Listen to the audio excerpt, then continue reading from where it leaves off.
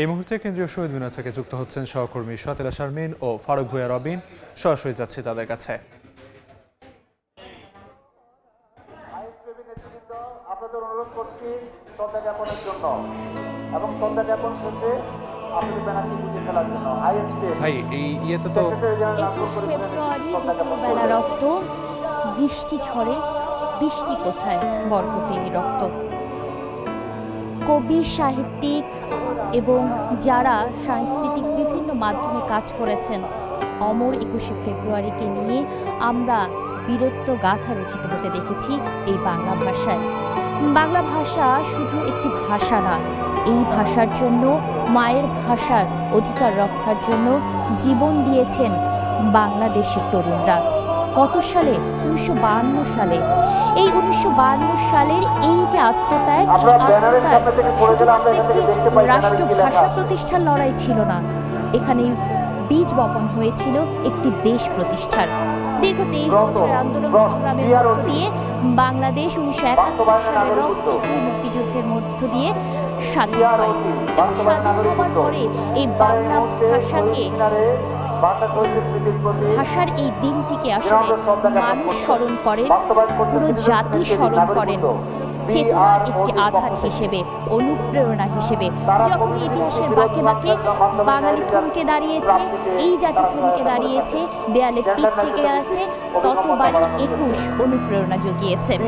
আমরা দেখতে পাচ্ছি 21-এর চেতনাকে ধারণ করে এই শোক দিবসে ভোর থেকেই সর্বস্তরের মানুষ প্রাণীর মিনারে এসে শ্রদ্ধা জানাতে ছুটে এসেছেন। এখনো পর্যন্ত হাজার হাজার মানুষের পদচারণার মুখর এই শহীদ মিনার প্রাঙ্গণ। স্মৃতির এই মিনারে যারা শ্রদ্ধা জানাতে এসেছেন তাদের মধ্যে রয়েছেন সামাজিক, সাংস্কৃতিক, শিক্ষা প্রতিষ্ঠানের প্রতিনিধিরা।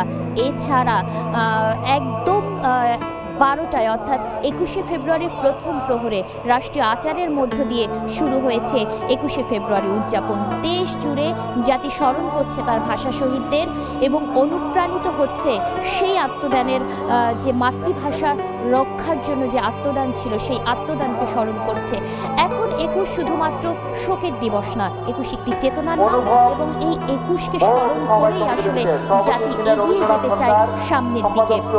অভিভাবকরা তাদের সন্তানদের হাতে করে নিয়ে এসেছেন শহীদ মিনারে এবং শহীদ মিনারে যে শেকড়ের যে সন্ধান, সেই শেকড়ের সঙ্গে পরিচয় করিয়ে দিতে।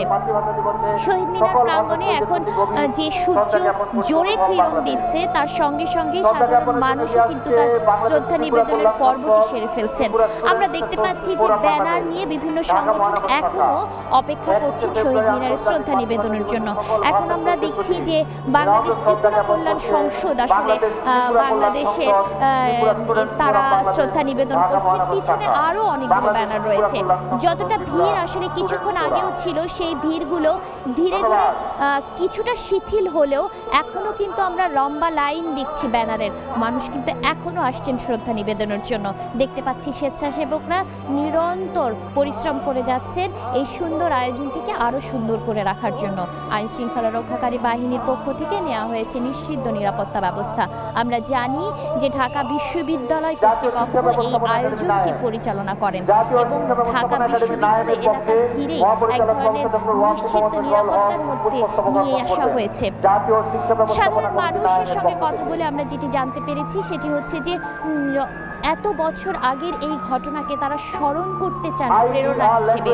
21কে তারা দেখাতে চান, এই নতুন প্রজন্মকে দেখাতে চান যে তাদের অগ্রসরা কি ধরনের আত্মত্যাগ তারা করেছেন এবং ভবিষ্যৎ প্রজন্মকে সামনে এগিয়ে যেতে হলে কিন্তু এই আত্মত্যাগকে স্মরণ করেই এগিয়ে যেতে হবে। 1952 সালের ভাষা আন্দোলন, মুক্তিযুদ্ধ এবং স্বাধিকার আন্দোলনের যে বাঁকগুলো এই ইতিহাস রচনা করেছে, সেই ইতিহাসের সঙ্গে ওতপ্রোতভাবে জড়িয়ে রয়েছে 21-এর এই শহীদ মিনার।